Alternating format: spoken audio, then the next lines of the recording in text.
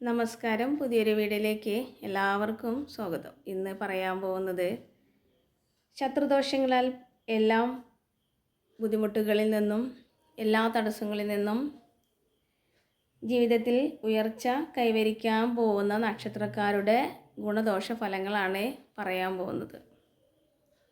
ഇപ്പോൾ അനുഭവിക്കുന്ന എല്ലാ തരത്തിലുള്ള ശത്രുദോഷങ്ങളും ഈ ദോഷങ്ങളെല്ലാം മറികടന്ന് ജീവിതത്തിൽ വലിയ വലിയ ഉയർച്ചയിലേക്ക് കൈവരിക്കാൻ പോകുന്ന ഒരു സമയമാണ്. മേടമാസപ്പിറവിയുടെ ഘട്ടം തന്നെ നിങ്ങൾക്കുള്ള ഒരു നല്ലൊരു സമയമായിട്ടാണ് കാണുന്നത്. മേടം 15-ന് ശേഷം ചെറിയ ചെറിയ മാറ്റങ്ങളോടുകൂടി ജീവിതത്തിൽ പലതരത്തിലുള്ള ജീവിതാനുഭവത്തിലൂടെ നിങ്ങൾക്ക് പല രീതിയിൽ മംഗളകരമായിട്ടുള്ള കാര്യങ്ങൾ നടക്കാനുള്ള സമയമായതിനാൽ സന്തോഷപ്രദമായിട്ടുള്ള ജീവിതത്തിന് തുടക്കം കുറിക്കുന്നതിനുള്ള സമയമാണ്. അതിനാൽ വളരെ വളരെ സന്തോഷമായിരിക്കുന്ന ഒരു സമയം കൂടിയാണ്. അതിനാൽ സന്തുഷ്ടമായിട്ടുള്ള സമാധാനപരമായിട്ടുള്ള ഒരു ജീവിതമായിരിക്കും ഇനിയുള്ള മേടം 15-ന് ശേഷം നിങ്ങൾക്ക് അനുഭവിക്കാൻ പോകുന്ന ഒരു നല്ല സമയമായിട്ടാണ് കാണുന്നത്.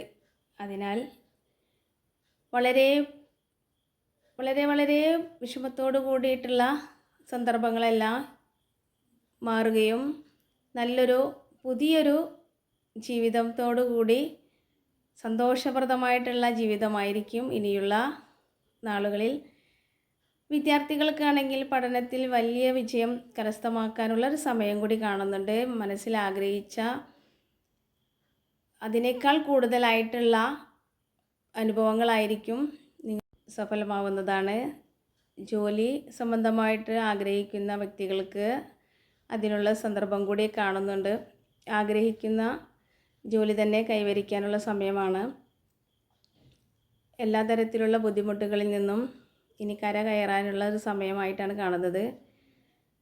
ഈ പറയുന്ന നക്ഷത്രക്കാരുടെ കാര്യങ്ങൾ എന്ന് വെച്ചാൽ വളരെ വളരെ സന്തോഷപ്രദമായിട്ടുള്ള ഒരു ജീവിതമാണ്. മേടപ്പിറവിയോട് കൂടിയിട്ട് 15-ന് ശേഷം അത്രയ്ക്ക് മാറ്റങ്ങൾ അനുഭവിക്കാൻ പോകുന്ന ഒരു സമയമായതിനാലാണ് പിന്നെയും ഇങ്ങനെ പറഞ്ഞുകൊണ്ടിരിക്കുന്നത്.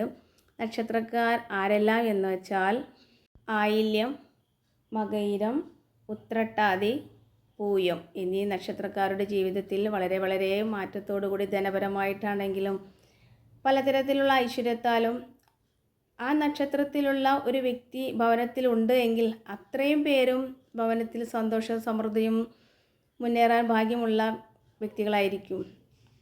ഈ പറയുന്ന നക്ഷത്രത്തിലുള്ള ആരെങ്കിലും ഭവനത്തിലുണ്ടെങ്കിൽ ആ ഭവനം തന്നെ സന്തുഷ്ടമായിട്ടുള്ള ഒരു കുടുംബത്തോടു കൂടി അതിസന്തുഷ്ടമായിട്ടുള്ള ഒരു ജീവിതമായിരിക്കും. അതിലുള്ള അംഗങ്ങൾക്കെല്ലാം സന്തോഷപ്രദമായിട്ടുള്ള ജീവിതമായിരിക്കുന്നതാണ്.